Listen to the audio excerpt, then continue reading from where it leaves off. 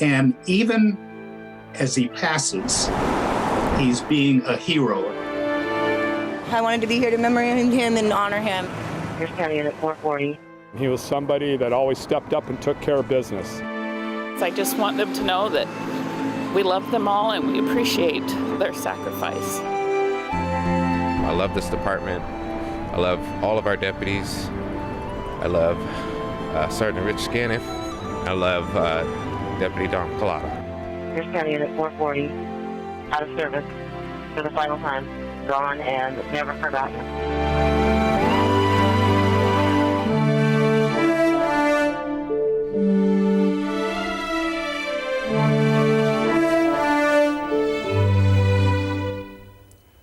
A somber day in the Northwest as the community gathers to say goodbye to Pierce County Deputy Dom Calata. The 35-year-old died last week after being shot by a suspect during a SWAT response near Spanaway. Looking live right now at where the procession is going to begin for Deputy Calata. It's about to get underway. Law enforcement vehicles from not just across the state, but really across the region, Oregon, Idaho, Montana, Washington. They are gathering at the Washington State Fairgrounds. I'm Joyce Taylor, and thanks for joining us for this special coverage. I'm Greg Copeland. We will be covering the entire procession leading up to Deputy Calata's memorial. That is slated for 1 o'clock. You can watch that here as well, uninterrupted. Here's a look at the procession route. It's going to begin, as we said there, the Washington State Fairgrounds in Puyallup. Vehicles will head then west on 9th Avenue. They'll head south on 9th Street. They'll turn right on 39th, which becomes 112th, and they will take that all the way down to the Church for All Nations in Tacoma. We have teams spread out along the route for you today. Jessica Janner Castro is at the Church for All Nations where the memorial service will take place. We're going to be checking in with all of them over the next hour. We want to begin our coverage with Kara Alfallen at the fairgrounds. Kara. Yes, good morning. So we have a lot of people that are showing up here right now. The sun is coming out. It was gloomy before. The sun is shining on all of these people who are just out here to show their love and support. We've got a lot of police families out here, a lot of just overall supporters, a lot of different law enforcement, first responders, fire departments out here as well. Everyone is out here just to watch this procession start. So we're here on 9th Avenue Southwest, right next to the Washington State Fairgrounds. We are waiting on that procession to start. It was supposed to start at about 11 a.m., but we're being patient with everyone else here. It's just the energy out here. People, you know, of course, are saddened by what's happened, but everyone's just out here showing support, getting ready for this celebration of life that is going to be happening here pretty soon. So we've got a lot of folks out here all lined up to show their support. We saw some amazing signs that people had made. Some kids are waving their flags. We've got some flags with the blue line out here as well. And then coming up, once you guys come back to us, we're going to be talking with this police family who has a lot to share about why they are here today. For now, these are the people that you're seeing out here. Again, the sun is out. It's a beautiful day. A lot of people are here just excited to show their support. We'll come back to you guys in a little bit. For now, I'm live here in Puyallup. Kara Alfallen, King 5 News.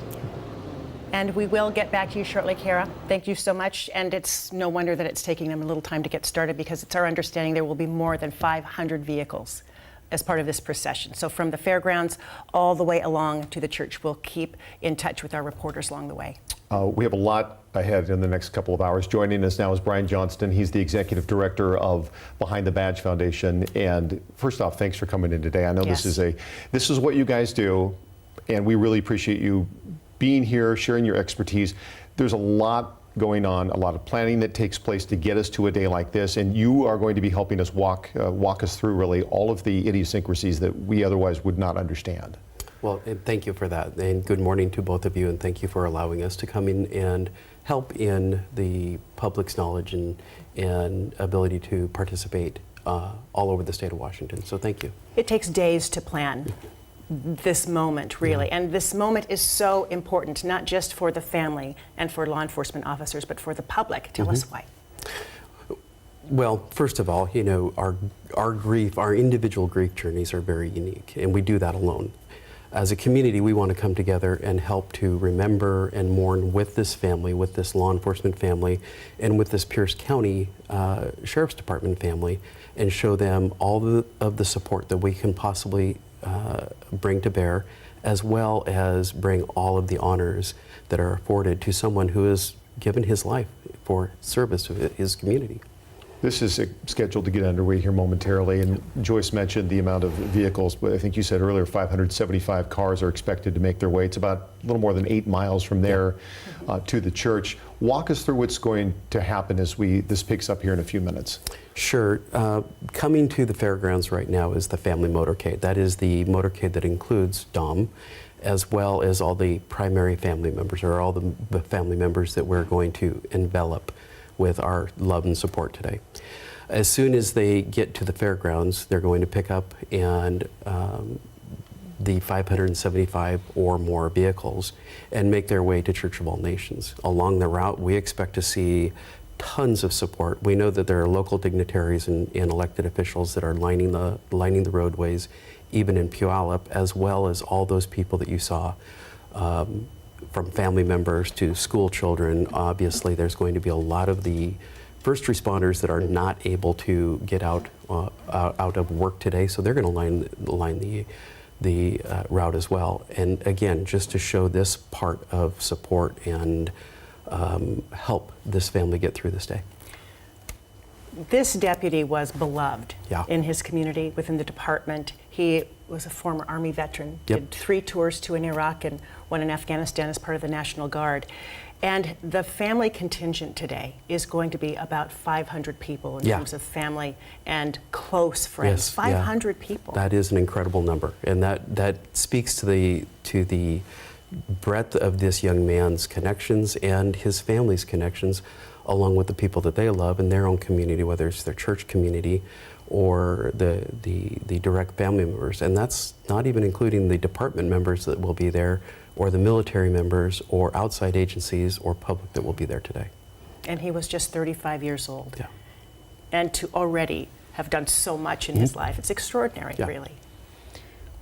Walk us through here as when this gets underway and you get along that route. What are you expecting to see, or what can you, for people who are at home watching, what are they going to see, or what should they pay attention to? Well, certainly they should pay attention to the arrival sequence.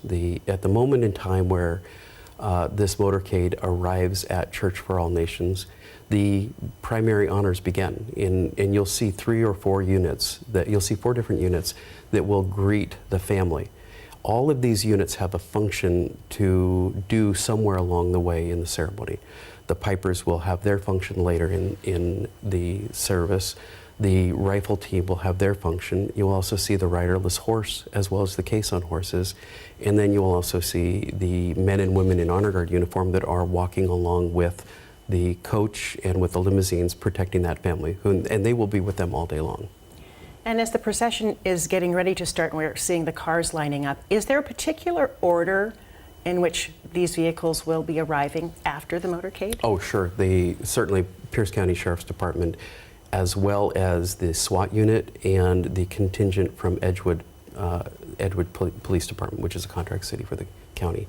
After that, you will see the local area agencies, to include Lakewood, Tacoma, Puyallup. Beyond that, it's the rest of the law enforcement agencies, as well as fire service, that will also be joining in. And that doesn't even count all of the people from all those different agencies who are filling the gaps today. So everybody who is close to him can be there. Yeah, and I know that certainly King County and Seattle, as well as many of the agencies here, Puyallup Police Department has done an incredible amount of work, as well as has Tacoma and the Pierce County Incident Management Team as well. This particular type of service, it might be hard for some people to watch, but it's important, isn't it? Not just for families, but for kids to know what's happening. Yeah, I think so. So for families at home, how would you explain to them, or tell them how to explain to their kids, the significance of what they're seeing today? Well, I think as we see the visuals, I think the significance will actually speak for itself. I think that when you see that garrison flag for the first time, it has such a level of importance and such a level of magnitude. I think people will understand that, and that's where we start talking to our children. That's where we start trying to describe what's in front of us and the meaning it is for each of those individuals, and specifically, again, for our family that we're caring for today and the loss of this officer. Let's see if we can go back to Puyallup. I'm hearing that this is about to begin, and I don't know if we can get a shot from Sky King yet, but I'm just hearing now that it sounds like they're going to get going any moment now. And I guess I just wanted to let our viewers know that obviously there's a lot of information. Some people are going to watch this very casually and just pay their respects the way they will, but we just wanted to let people know that we have you, so those people who want to understand a lot of the specifics about what's going on, you're here to explain all that. We want to get back to Kara Alfallen, who is there at the fairgrounds where the procession is going to get started. Kara? Yeah, this procession should be starting any couple of minutes. We're seeing all of those cars that are lined up and they've lit up and they're getting ready to start here. We're watching as all of these people are just standing by, waiting to pay the respects to Deputy Dom Calata, to his family, to all in law enforcement who are going to be here. Again, people are just really excited to be out here and show their love and support. We've seen so many smiles on people's faces with their signs. You know, it's really a happy environment out here. It is sad after what has happened, but everyone is just really excited to celebrate and acknowledge what Deputy Dom Calata has done for this community and what this means for the celebration that is happening today. So it looks like they are about to start. We're still waiting to see a little bit of movement there. The first couple of cars coming through. Okay, we've got a police officer coming through now, so it looks like they're getting ready to block off this area. Maybe perhaps that means the procession is about to start. It looks like they'll be blocking the intersection so those law enforcement cars can come through. So we're just kind of waiting on that for now as the rest of these cars go by. We are at one moment going to hold a moment of silence once we see Deputy Calata's family coming through, just to pay our respects. So if we stop talking at some point, that's what's going to be happening there. Kind of blocking our view a little bit. I can't really see if they're about to start. Oh, looks like they are about to start. We see a motorcycle cop coming towards us. It could be starting here shortly. They're getting ready to move the road closure signs, or they are moving those right now. Folks are just kind of gathering and coming closer and closer just to pay their respects right now. Again, the sun is out and it is shining. Oh yes, they're starting here. The sun is out and it is shining on all of these people as they wave their flags to really just show their support. We've got the motorcycle cops coming through first. They're making their way down 9th Avenue here and turning onto 5th Street Southwest. That is what is happening right now. And again, once we see the limousine that is supposed to be carrying Deputy Dom Calata's family, we will be taking a moment to pause to pay our respects and hold a moment of silence. We're moving a little bit closer so you can see right now people have kind of gathered around. We'll come back to you in a little bit once we see the family come through, but it has started here. I'll send it back to you guys. Kara, thank you. I think we're going to stay with this shot for just a bit. And Brian, if you could talk us through what we're about to see. Well, the first thing you're going to see is the lead bikes from the motorcade that are bracketing the family motorcade. Right after that, you will see the coach that is carrying Dom Calata. The next vehicle will be Dom Calata's wife and child. And the other 3 or 4 vehicles will end up with the remaining members of the family, as well as the pallbearers. And then right after that, you will see a single patrol car come into this motorcade. That is the patrol car that has Rich Scaniff in it, and he will be joining that motorcade as part of that. The end of the motorcade is actually an aid car that is there specifically to care for anybody that happens to need anything that might happen. Right after that, we'll see a Lakewood police car, and that signals the very first part of the procession. You bring up Rich Scaniff, 45 years old. He was the commander of the SWAT team, and there that day that this all happened.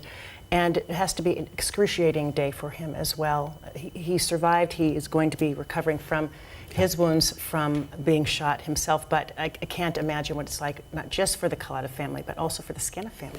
Yeah, you know, right after right as he was being released from the hospital, he really went back and engaged his team. And he helped them through, I believe, some very difficult times. This man has some incredible strength. Incredible. Is this the motorcade with the family? Yes.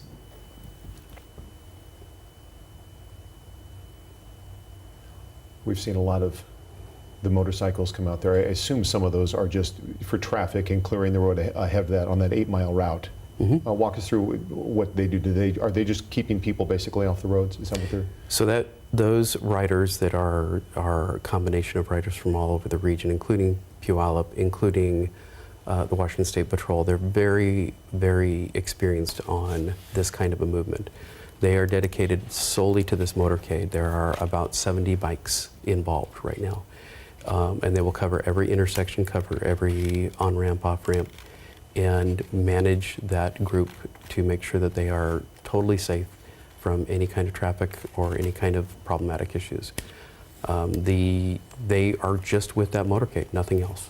That is their job for today. That's also kind of a sign for people along the route that this is getting underway. Yeah, they even include what's called a 5-minute bike, and that 5-minute bike runs the entire route ahead of the motorcade, just to make sure everything is in place, that there are no unexpected blockages, nothing left to mess up the route. Basically a scout. Yeah. Okay. This route was chosen partly because it goes by Dom Calata's own church, which is a Shepherd of the Hill Presbyterian Church, a large church. He was a person of deep faith, as is his family. Yes, and one of the things that I noticed about that church is that they not only showed their support, but they invited the public to come by and show their support of Dom and his family by tying a blue ribbon around the sign in front of the church, and it is covered with blue ribbons. I believe they constructed a cross in front and invited people to come and tie blue ribbons, which is completely full. Yeah. It's a beautiful, beautiful sight. And it's a large family entourage, and it's our understanding that the church will be full today, in addition to where the service is being held, just because his own congregation is going to be wanting to take part. Yeah, we expect that church is filled, and we expect that our overflow Champion Center will also be filled today. And looking at that picture on the left, that is where we just had a live signal from Kiera, and you can see that is the beginning of the motorcade, and the aid car you were talking about leaving the fairgrounds right now. Can you tell us more about Deputy Calata? I looked at his son and just saw this brightness and this beautiful shine, and I thought, this is a carbon copy of this young man. We have the opportunity to see some things along the way and listen to his family and his perspective. We know that he has such a heart for public service. He met his wife at PLU while he was in ROTC. He obtained a commission and continued that service in the military. Was ultimately transferred back to the local area, which I believe he really wanted to be, and that's when he started his journey into law enforcement. I know that he is super active in his martial arts, as well as a musician and a snowboarder. And again, his family ties are extremely tight, a massively beautiful bond. KBTC did a special piece on him, which we're going to show you all at home a little bit later, but in that piece he talked about doing a ride-along with a friend of his who was an officer a couple of times, and then he really knew for sure that he wanted to be an officer, and he talked about how wonderful it was to patrol the downtown Tacoma area, to patrol in the own area where he grew up, where his kid was going to be growing up too, and how much he loved being part of the community. And it's interesting because he is a veteran. A lot of officers, about a third of the Pierce County Department, are veterans, which I did not know until I was learning more about Dom Calata. And what former Sheriff Paul Pastor said was that people who have served in the military have a heart for service. They realize it's about more than themselves and recognize that they owe something, that veterans in particular, people like Dom, have a sense of duty, obligation, and sacrifice. I think we see that every day, especially those that we see on patrol, because those are the officers that we see most of, and they're always faced with difficult and challenging situations, and day to day they go out and do their jobs as Dom did, and they are always there for their communities. You know, you mentioned his obligation to serve, and I talked through a mutual friend. I talked with a friend of Dom's yesterday for about a half an hour, and I wasn't sure whether it was, you know, he was okay with me sharing the story, but it was interesting. It's part of a faith-based workout group, and they meet twice a week in the mornings. They get together, and it's they push each other. They're bringing, you know, to bring each other up. It's not just about the exercise, it's about bettering each other, and that's a lot of what he did. But then they would have a little bit of prayer and pick something from the Bible to talk about at the end of it. And without getting into specifics, it was about service and how he could best serve. And he was really, at the end of it, his friend I talked with, he was just really like, this is what I was meant to do. He was really at peace with it. It wasn't just about serving the people, which he did, and his community. It was also being there for his brothers on SWAT and serving them as well. And I think that was the last time, you know, he spoke with him. He said, "I'll see you on Thursday." And of course, that didn't happen. They found out 4 hours later, after that workout, you know, Dom was gone. But I think his friend I spoke with took solace in knowing that he was doing what he loved and what he felt he was put on this earth to do. Yeah. I can see that in the photos, in the conversations that we've had with a number of members of the department who have told stories or interactions, and then you see the pause, you know, that pause as they're thinking about Dom, and that breath and that deep sigh, and then another deep breath just to get through that moment, because now we're remembering something that we participated in. What does it mean to the family and to his loved ones to see all of these people along this 8-mile route as they make their way to the church? Well, I hope it's uplifting. You know, again, grief is a very interesting thing. We handle grief in our own way. But in this case, we can mourn with everybody around us. We can be uplifted by that. And I also think that as we start going down a roadway and you start seeing more and more people and congregate in areas, that support when it comes to school children standing out on the roadway, or a particular business or group that are standing along that roadway waving flags and putting their hands over their hearts or saluting as the family goes by. I think those things are breathtaking moments. I think they are very very warming, but I also think it really does start to show how well our community supports our law enforcement agencies, especially in their time of need.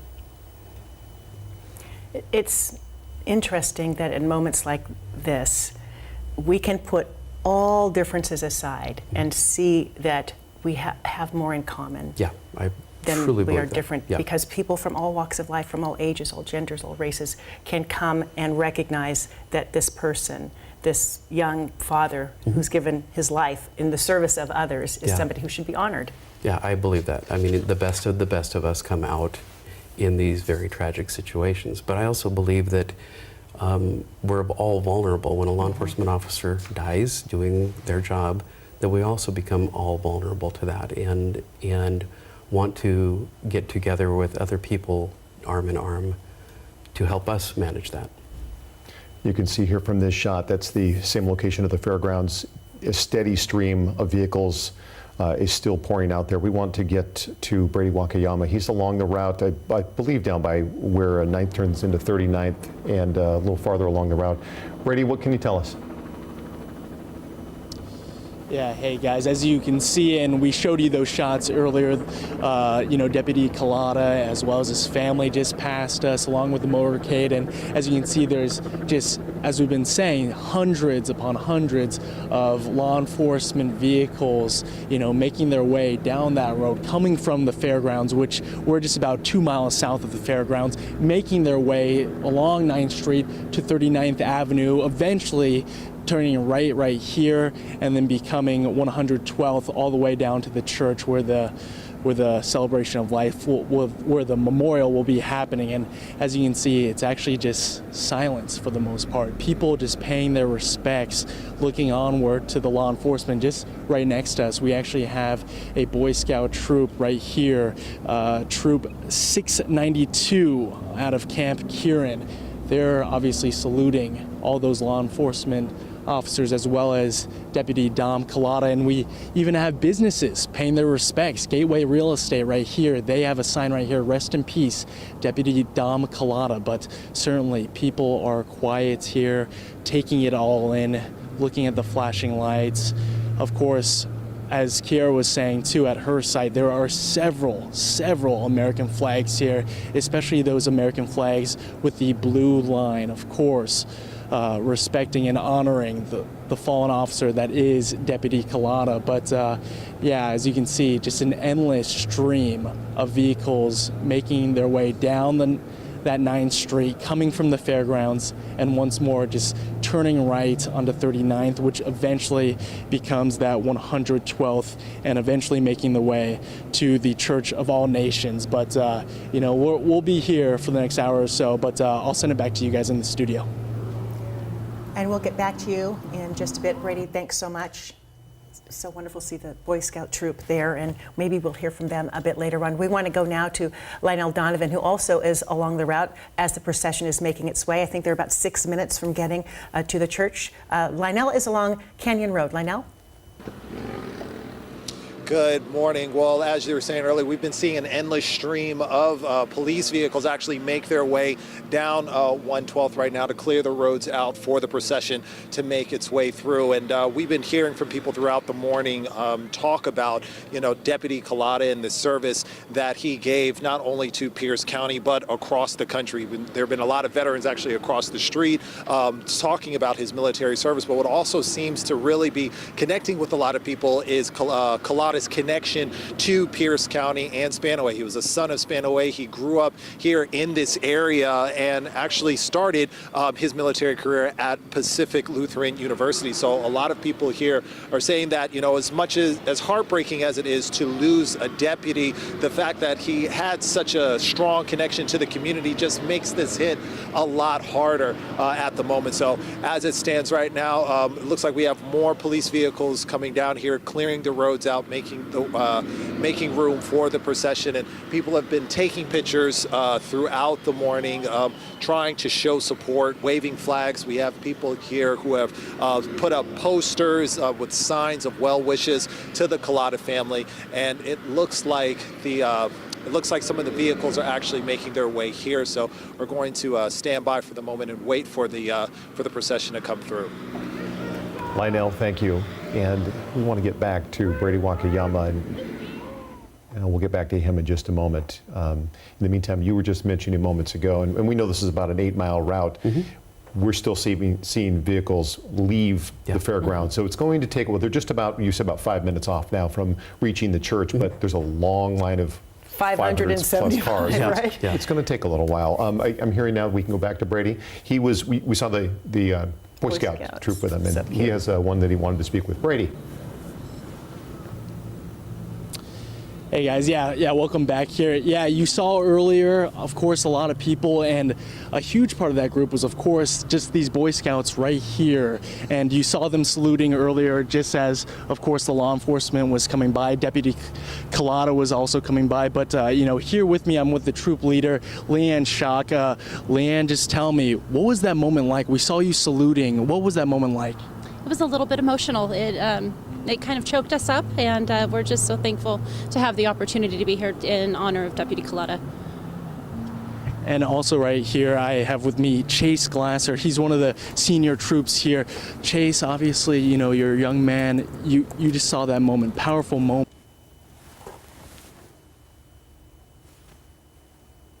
And of course, saluting as well.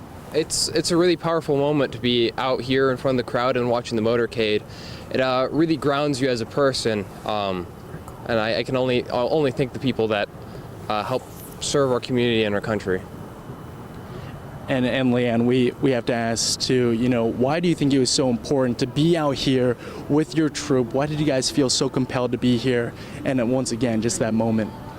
As as servants of our community as well, we take an oath, and our oath is duty to God and our country. And so being here and wearing the flag on our uniform, we'd be no place else.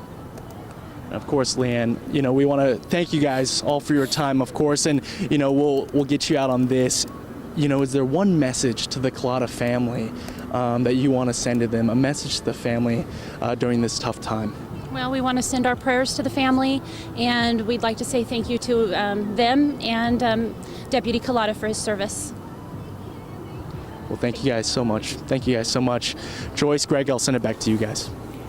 Our thanks to them, too, for sharing why they're there and why they think it's important to bring those young people out, the Scouts, because they also are young but learning all about impressionable service, right? And yeah, it's interesting, a moment to be able to look back on years down the road. I'm always caught by the moments where I see so many children along the route.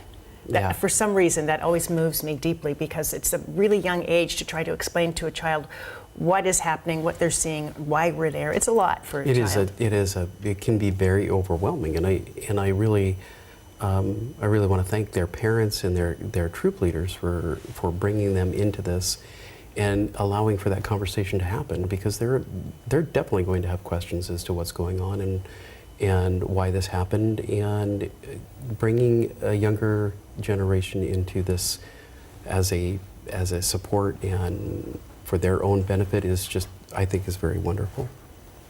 And this is what it looks like when someone gives their life to their country in the service of others. So to have children understand this is what it looks like, this kind of sacrifice, it is important. It's, especially for parents who take that time out, know it's, okay, what's your lesson plan of the day at school or something like this. Right. It's a moment you'll never forget as a child, and explaining it and giving some of that background, and that can be very empowering. And we're looking here, we see some of the crowds at some of those intersections, but along this route, along 112, what I've seen from here is just people who have come out just to stand, not massive crowds, just people coming out the end of the driveways or at businesses and just standing out there with flags and in honor, show the respect. So many agencies have joined in on this, and they're all going to be arriving at the church, but the church can't hold them all. No. Some will break off, and there are holding areas for when it reaches capacity. Jessica Jenner-Castro is at Church for All Nations, where the service is going to take place. Let's get to her, Jessica. You're right, I'm at the Church for All Nations, and this is going to be the end of the procession route.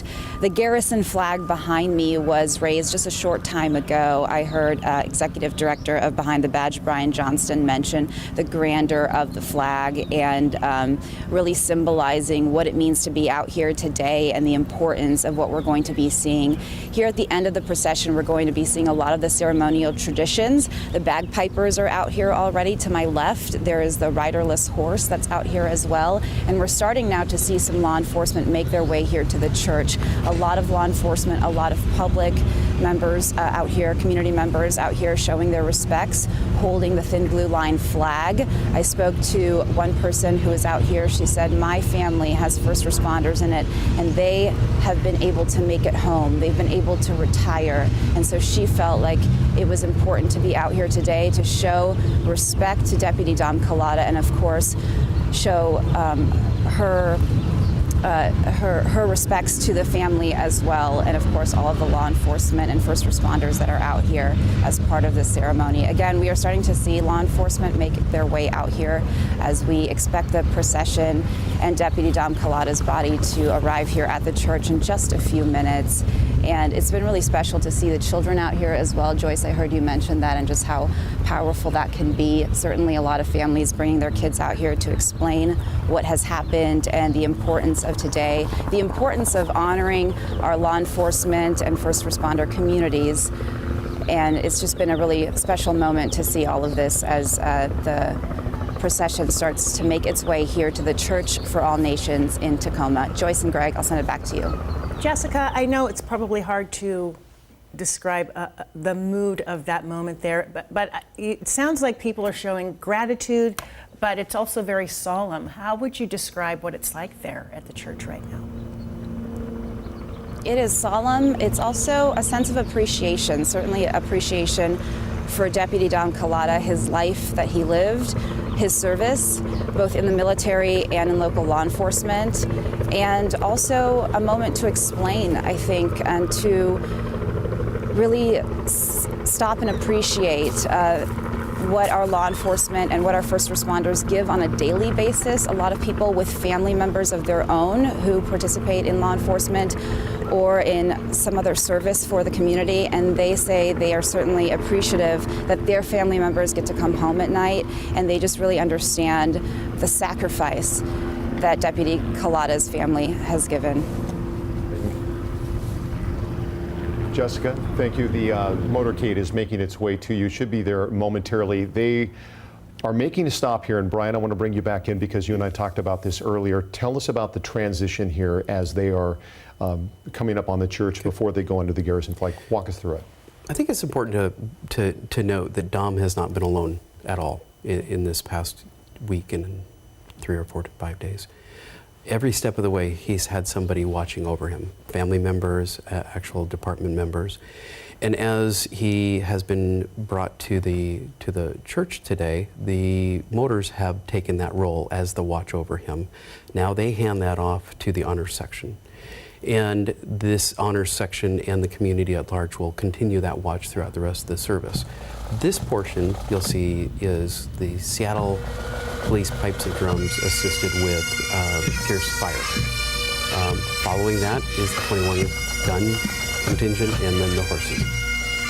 Let's listen in for just a moment.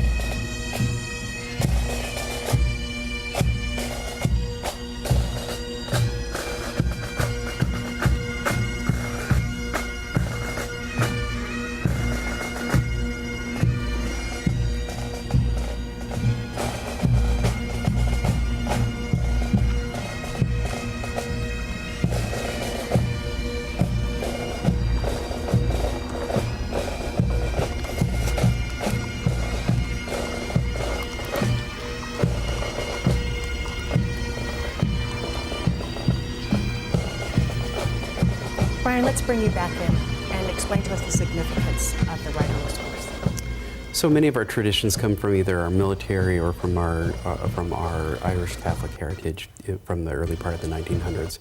This particular tradition, it dates back to Napoleonic times, where you'll see that the riderless horse has a set of boots facing backwards.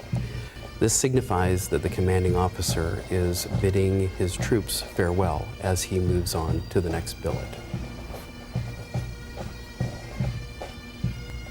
And the bagpipes, what do they represent? Certainly, again, back to our Irish Catholic roots, early part of the 1900s, the large cities on the East Coast were predominantly filled with Irish Catholic officers. They brought many traditions, including the bagpipes, and including some of the things you see, like the morning band across the badges. Very strong heritage that has made its way deep into our professional conscious and into the honors that we bestow. And the cross ladders with the garrison flag and coming through that, what does that symbolize? Well, I think it is such a momentous moment. We treat the flag of the United States with great, great respect and only do certain things with our flag. And there's a lot of reasons behind that. This is the only time you will see a police officer and his or her family come under a flag. It is meant to start the location, to be the predominant point where we have actually started our service today. It looks like you had the honor guard there, followed by the riderless horse, and now you've got the cars starting to make their way, and they're all escorted. They're all escorted. There is a team that is called the Family Escort Detail. They're all handpicked from our honor guard. We know every one of them, and they are there to protect that family and to see to their needs for the entire day today. And I want you to go back to this idea that from the moment that Deputy Dom Calata passed, not one moment since then has he been alone. Yeah, not one moment. And as you will see, we will, for a period of time, place another casket watch on him. And then at the very beginning of the ceremony, we actually removed the casket watch because we turn that responsibility over to the entire members who are there in the sanctuary of this church. That is their responsibility now to watch Dom. Why is that watch so important, and where did it originate? I actually don't know where it originated, to be honest with you. I'm not really sure, but I do know that it is one of the most soothing moments for a family member to know that their loved one has not been alone. You've got the motorcade here. Walk us through who's in it. That's primarily, obviously, his wife and child and some other family members. And as you mentioned earlier, his, I should say, partner and also boss, his supervisor, yeah. Rich Scaniff, who we will hear from later today. Rich Scaniff is in that motorcade. The very close members of the family, it includes his sister and the pallbearers, his parents, his in-laws, and some very, very close personal connections. If by chance some of you are just now joining us, we are remembering Deputy Dom Calata today, who is the deputy who was killed on this. He died on the 16th, was shot on the 15th of March. Just 35 years old, with the Pierce County Sheriff's Department for 6.5 years, and was assigned to the Edgewood Police Department. He served with the U.S. Army for 5 years. He was with the National Guard. He did 2 tours in Iraq. With the National Guard, he went to Afghanistan, married his high school sweetheart. They met at PLU. Their little boy Dylan's now almost 4, just about 4, and apparently has the energy of your typical 4-year-old, we are told. And this is the deputy that we are remembering today, who gave his life in the service of others when he was called out as part of a SWAT team. This is somebody who just wanted to serve and kept serving, and even as an organ donor, you know, in his death, continued to serve even after that. I wanted to read one quick thing, and this is part of the eulogy that you had sent to us last night, and it's pretty lengthy, but I'm just going to read the last little tidbit for people who want to know. This kind of encompasses him, and I don't know a lot about him, only what I've talked to people who knew him, and I've read as much as I can in the past week and a half. But this really encapsulated it, and it said, Deputy Calata was everything society hopes for in a cop. Major Calata, because he was a major in the National Guard, was everything the military wants in its leaders. And Dom Calata was everything you could wish for in a friend. Dom was the best example of these things because he was passionate about the variety of hard jobs he did, and he loved the people he did them with. And I just thought that just embodied him so much. We're going to hear a lot about him today from a wide range of people who knew this young man very well, aren't we? I believe you are. You definitely, Chief Barry is his commanding officer from Edgewood Police Department. He will be leading the service today. And we know that Sergeant Rich Scaniff is going to be speaking as well. He has family members who are here who are not going to be part of the service, but honorary pallbearers. His father will be a pallbearer. Our condolences to his family. Just, most of us can't imagine what this would be like. So many families know their loved ones go to work, and you expect them to come home every day, and that just did not happen for this family, this young child, this young family, who is from right here in the Northwest. They met at PLU, he and his wife Erin, and then they moved all around, Texas, Arizona, because she was in grad school, and their whole goal was to finally come back here and come home. And to me, how sad it is that he could do 3 tours. Mm-hmm. And what would take his life would be his service as an officer. Yeah. I was hoping you could walk me through a little bit of where we are right now. I know with the procession of 500 plus vehicles, not all of them are going to make their way here, but obviously the motorcade is here now. And there are some things we're going to do, obviously, out of respect for the family. His wife and child are going to be getting out. We're going to obviously not show their faces, and if we cut away from that is why working with Behind the Badge Foundation and the families, we obviously want to show the respect. But will this, over the next couple of minutes, what are we going to see here is that motorcade is approached, and you've still got the procession on the way. So what you're seeing right now is this arrival sequence where Dom will be escorted into the sanctuary along with his family and friends. It's a very intimate moment. They are bracketed by the honor guards, and you will see anytime the honor guards are bracketing, that is called a cordon of honor, and we only do a cordon of honor on a line of duty death. They will be facing and protecting that family again, both functionally and honorary-wise, as Dom is escorted into the sanctuary. Once they're there, once they're in the sanctuary, they're probably going to have a few minutes of just some very personal time before they head to their family room, and many things happen in that next hour and a half period. What are some of the things that will happen that we never will see, but that are very important between the time they arrive at the church and the time the public service begins? So we want to give the family some time to collect themselves, some time where they are not inundated by all of the stimulus around them.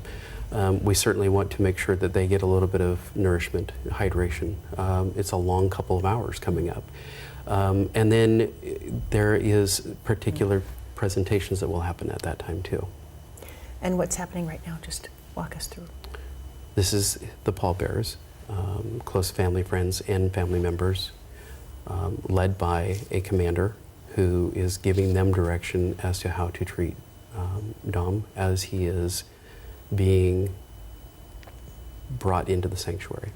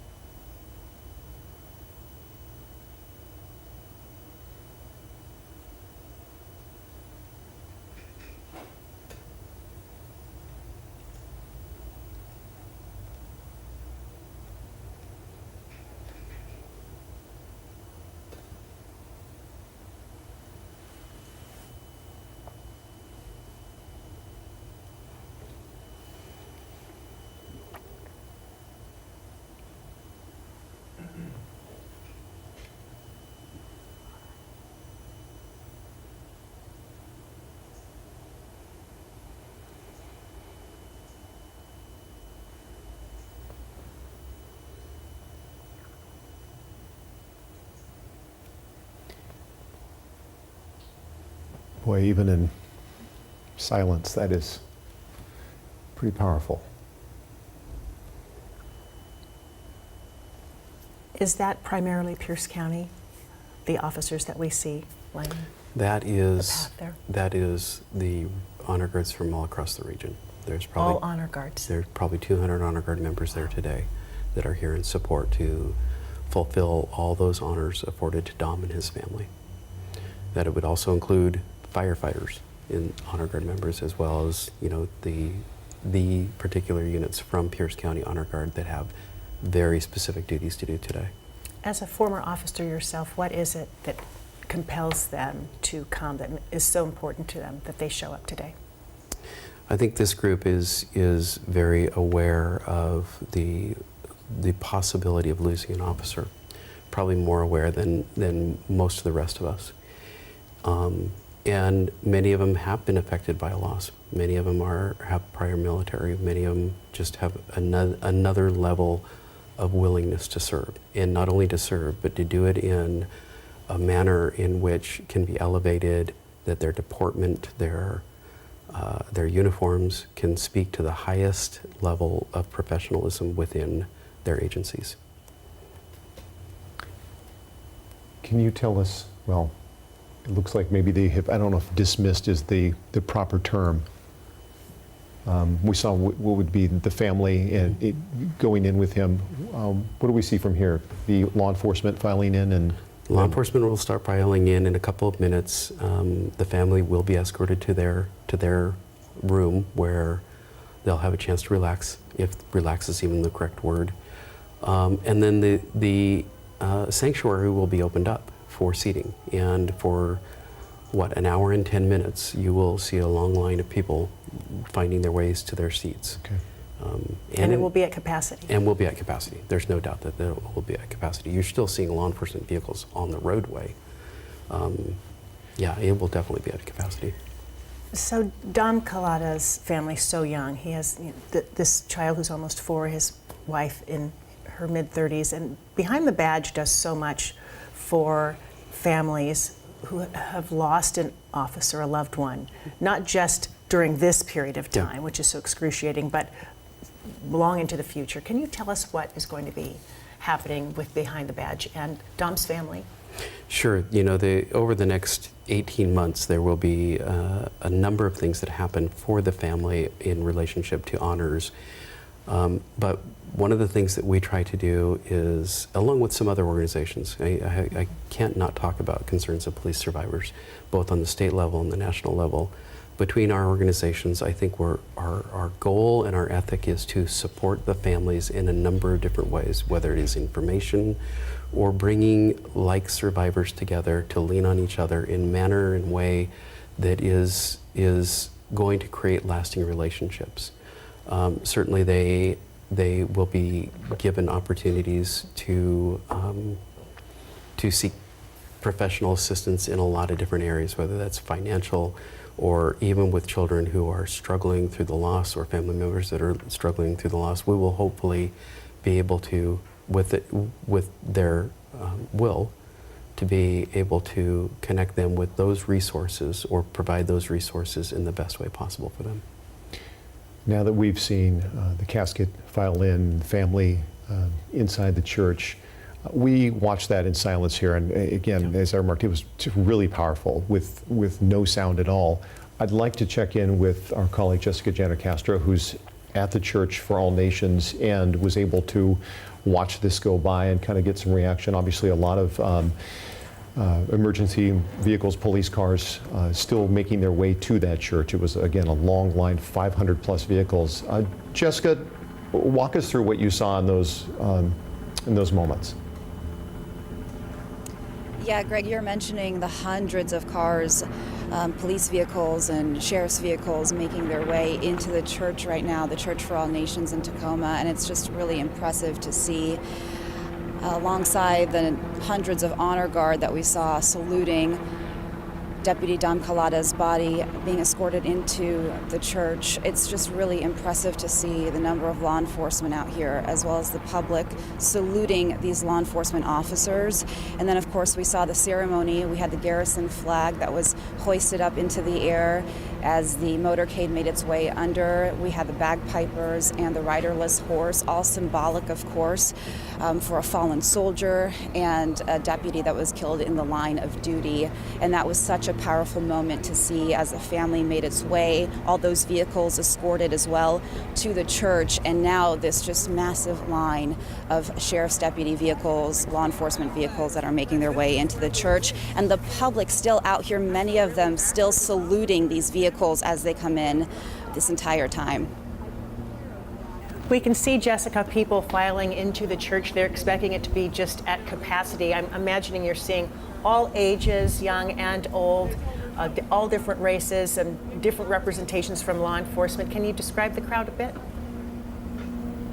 Yes, yeah, there are people of all ages. There are a lot of families out here with their children. I've also seen some veterans out here, a lot of folks that have brought their entire family to pay respects to Deputy Dominique Calata and his family. And then we've seen a lot of people here in the neighborhood just walk out of their homes and just take a moment of silence as this procession goes into the church, and they have stood out here during this time as well. And I'm hearing a lot of conversations as some people make their way closer to the church or closer to the procession. A lot of people waving at the firefighters as they're making their way out of here right now. But I've heard a lot of conversations, Joyce, parents explaining to their children the importance of the first responders in the community, not only here in Tacoma, but across Western Washington, in Pierce County, of course. A lot of people from Puyallup here today, and just explaining the importance of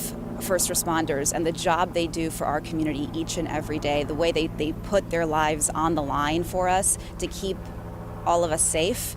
And so that has been a very touching moment as well. Thank you, Jessica, so much for your coverage there. We want to get to Erica Zucco now. She is at the Champion Center in Tacoma. That's where more people are gathering to watch a live feed because so many people want to witness today's memorial. Erica. This is where they're asking for members of the public who want to come and pay tribute and be together for this celebration of life can come, because we're expecting so many loved ones and first responders to be at the main church. So they have Champion Center here. It's near East 72nd and East Portland, that's set up where hundreds of members of the public will be able to come. We actually have seen some members of Police Explorers program that are going to be helping with the crowds here. They're inside, but aside from them, there's essentially an empty parking lot ready for people to begin showing up, and they have space for hundreds of people here. And we do expect hundreds to show up because of the large footprint that this deputy had in the community. Of course, part of that is his law enforcement service, but also his time as a service member. You mentioned his deployments to Iraq and Afghanistan. He spent time stationed at Joint Base Lewis McChord, so he knew people from there.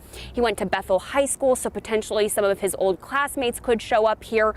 Of course, he also spent time in the Washington National Guard. So really, so many members of the community knew him, and this is a way for more of the public to come out and be together for the events of today. So again, this is Champion Center. It's set up at East 72nd and East Portland. There's still a lot of space here for hundreds of people that want to watch in this capacity. Back to you.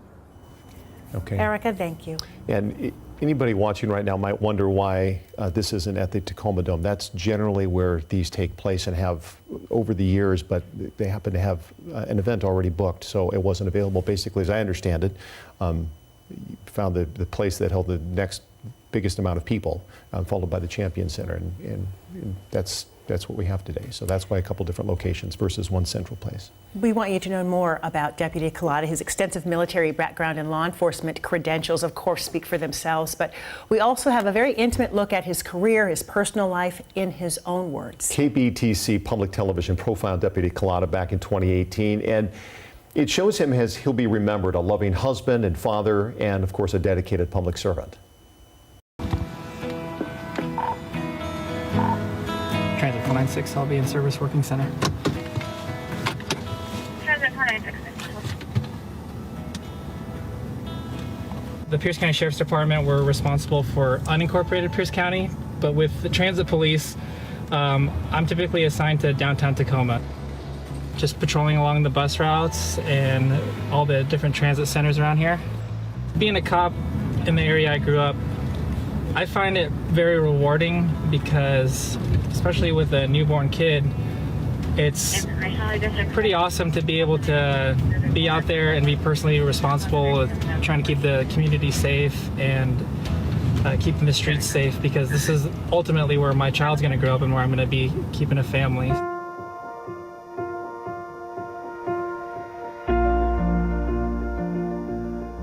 My military service, I was active duty for 7 years. I was in the Army. First 4 years I was an armor officer. Then my last 3 years I switched to military intelligence. And then I'm currently serving in the Washington National Guard. And I spent some time at Fort Hood, Texas before coming back home over here to Joint Base Lewis McChord. For my transition from the military to a civilian career, as I was getting out, I mean, as a lot of officers do, you kind of look around and think I'm going to work for these big businesses and become a manager somewhere. But as any young boy, you'd always wanted to become a police officer. And so I had a friend from college that was a Pierce County Sheriff deputy, and I'd reach out to him for a few ride-alongs. And after each ride-along, that dream became a little bit more and more true. And I was like, I finally decided this is something that I might actually try to pursue. We started dating in 2008 when we went to Pacific Lutheran University, right before we graduated. My experience as a military wife started when we got married in 2010. Transition from military life to civilian life was pretty smooth, although there are challenges with any transition. We had done a lot of preparing for this. We knew that it was going to happen at some point. It was just sort of a matter of time and logistics to see what the military was going to let us do. Were they going to station us in an area that we felt like we could transition out from easily? And we were very lucky to transition out of the military when we were at Fort Lewis. We were very lucky to get Fort Lewis as our home post, which allowed us to move out of military life more easily because we were at home. We were with our family. We were in the area where a lot of our family and friends were, so that made it much more smooth. Some of the things I learned in the military that transfer over well, there's some obvious stuff like being able to handle firearms or being able to be in a tactical type of situation. But one of the things that kind of stand out to me is as a leader, just being a leader of people and being a leader within the community and just being able to communicate with people and then learning to influence people. That's something that I didn't realize was going to stick out so much when I became a cop, but you come in and you talk to different people, whether it's a crisis or just interacting with them on the streets, and that's the kind of stuff that we did while we were patrolling the streets in Iraq. I grew up in a Navy family, so I could make fun. In the Pierce County Sheriff's Department, we have quite a few people who have served in the armed forces. And usually when people talk about people who have graduated from the military and then come to law enforcement, they talk about job experience, maturity, and things like that. There's something that we miss if we just say that. What we miss is the fact that these people have a heart for service. These people have stepped forward before and said, hi, what I want to do has to be something about more than me. I recognize that it's not just all about me. I recognize that I owe some things. They have a sense of duty and obligation and sacrifice. That's exactly what we're looking for. That's the kind of core values that we're looking for. That's what we get when we have people in the Sheriff's Department who come from the United States military.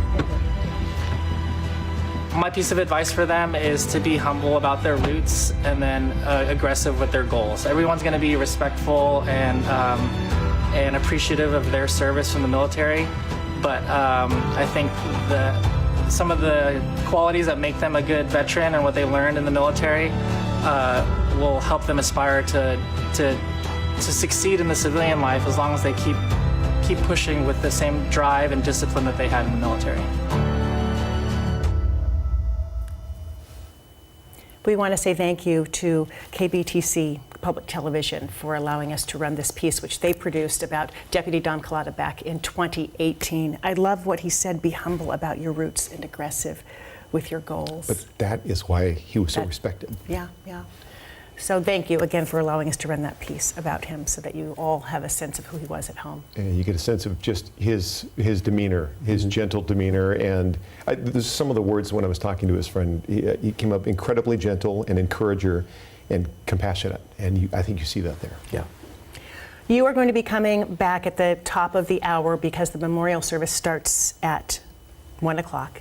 So we're going to take a break for news to bring you up to date with what's been happening over the last 24 hours or so.